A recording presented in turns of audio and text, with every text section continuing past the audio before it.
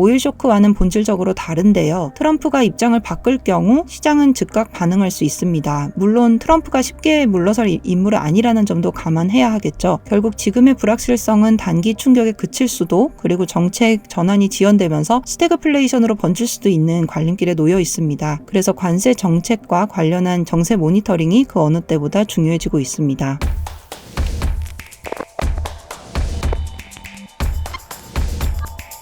안녕하세요. 코빗 인사이트의 최윤영입니다. 트럼프의 관세 정책 때문에 스태그플레이션에 대한 우려가 높아지고 있습니다. 그래서 오늘은 스태그플레이션이 뭔지, 왜 나쁜지, 그리고 현실화 가능성은 얼마나 높은지 순서로 말씀드리겠습니다.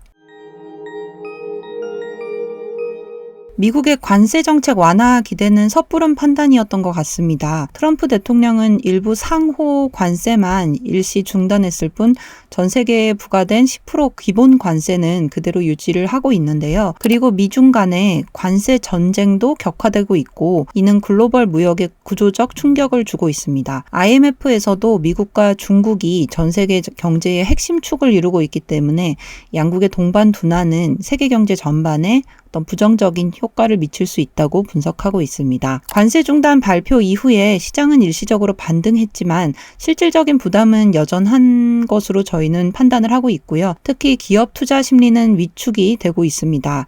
예외적으로 일부 빅테크 기업들은 관세 면제를 받았지만 대부분의 산업은 여전히 고통을 겪고 있습니다. 이번 관세 정책으로 미국 정부는 두 가지 목표를 내세우고 있습니다. 하나는 무역 적자 감축이고, 두 번째는 제조업이 미국 내로 회귀하는 것, 즉 리쇼어링을 말합니다. 무역 협상 요청이 몰리면서 적자 축소는 단기적으로 성과가 있을 수 있지만 리쇼어링 같은 경우는 훨씬 더 장기적인 과제이기 때문에 비판의 목소리도 높은 것 같습니다. 최근 미국 제조업은 여전히 건재하지만 자동화나 AI 발전으로 더 적은 인력으로 더 많은 생산이 가능해졌기 때문에 과거처럼 대규모 고용을 기대하긴 어렵다는 목소리가 높습니다. 결국 리쇼어링이 일자리를 얼마나 만들 것인가는 미지수지만 공급망을 해외에만 의존하지 않는 구조로 전환하는 것은 미국 경제의 분명한 전략적 이점이 될 수 있겠습니다. 트럼프 대통령의 관세 정책은 단기적인 고통, 그리고 장기적인 이익 구도로 설명을 하고 있지만 실제로는 시장에 큰 충격을 주고 있는데요. 주식시장은 급락했고 투자 심리는 극단적 공포 수준까지 떨어졌습니다. 정부는 이 손실이 주로 억만장자들의 자산 손실일 뿐이라고 말하고 있지만 연기금이나 일반 투자자들의 피해도 무시할 수 없습니다. 관세는 단순한 수치상의 문제가 아니라 실물 경제 전반의 심리와 소비, 고용에까지 영향을 주고 있기 때문인데요. 일부 경제학자들은 이런 구조가 스태그플레이션, 그러니까 경기 침체와 인플레이션이 동시에 오는 상황으로 이어질 수 있다고 경고하고 있습니다. 스태그플레이션은 경기 침체, 높은 인플레이션, 높은 실업률이 동시에 발생하는 매우 드문 경제 현상입니다. 보통은 실업률이 높으면 물가가 안정되고 물가가 오르면 고용이 늘어나는 식으로 두 지표가 반대로 움직이는 경향이 있지만 스태그플레이션은 이 공식이 통하지 않는 상황을 말합니다. 대표적인 사례가 바로 1970년대 오일 쇼크인데요. 원유 수출 중단으로 유가가 급등을 하고 기업은 생산비 부담으로 제품 가격을 올렸습니다. 동시에 공장 가동이 줄고 해고가 늘어나면서 실업률도 치솟았죠. 이때 등장한 개념이 바로 미저리 인덱스라는 것입니다. 미저리 인덱스는 물가 상승률에 실업률을 더해서 계산이 되고요. 국민들이 체감하는 경제적 고통 수준을 직관적으로 보여주는 지표입니다. 미저리 인덱스라는 수치가 높을수록 경제에 대한 대중의 불안감이나 불만이 커진다는 신호로 받아들여지는데요. 실제로 1970년대 후반 미국에서는 이 미저리 인덱스가 사상 최고치를 기록하기도 했고 정치적 불안이라거나 금융 불신으로까지 확산이 됐습니다. 현재는 그 정도는 아니지만 스태그플레이션은 단순한 숫자 이상의 사회적, 정치적 리스크로 이어질 수 있습니다.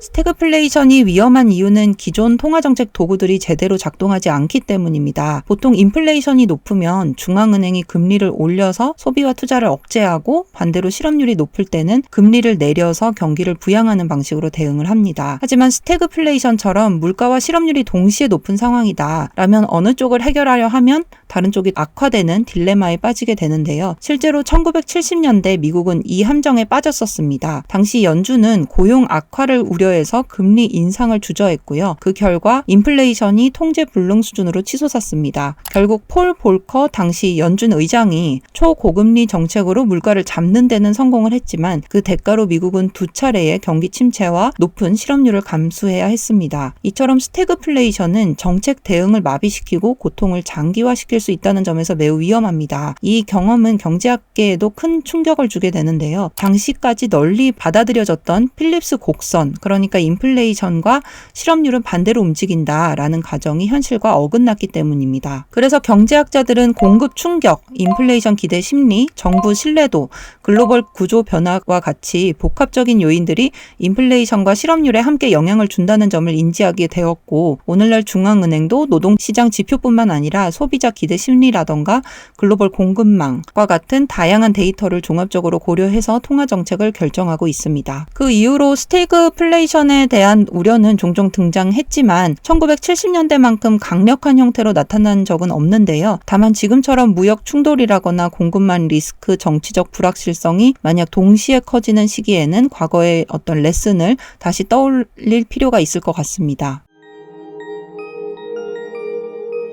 1970년대 오일 쇼크만큼 큰 공급 충격은 아직 없었지만 트럼프 대통령의 전방위적 관세 정책은 그에 비견될 수 있을 정도의 구조적 충격으로 평가를 받고 있습니다. 전 세계를 대상으로 한 10% 기본 관세는 광범위하게 적용이 되고, 특히 중국에 대한 고율 관세는 미국 제조업에 대한 직접적인 비용 상승 압력을 주고 있는데요. 일부 경제 분석에 따르면 관세가 장기화될 경우 실업률 상승과 성장률 정체, 즉 스태그플레이션이 현실화될 수 있다고 경고하고 있습니다.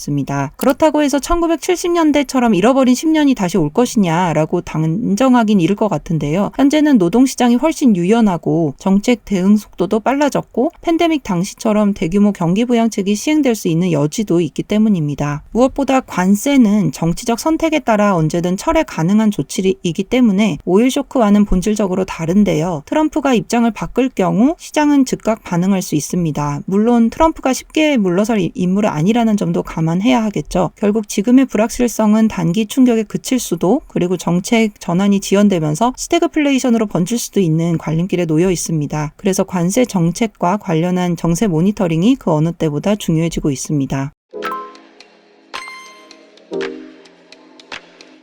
오늘 영상은 여기까지고요. 궁금하신 부분은 댓글로 남겨주시면 답변 드리도록 하겠습니다. 감사합니다.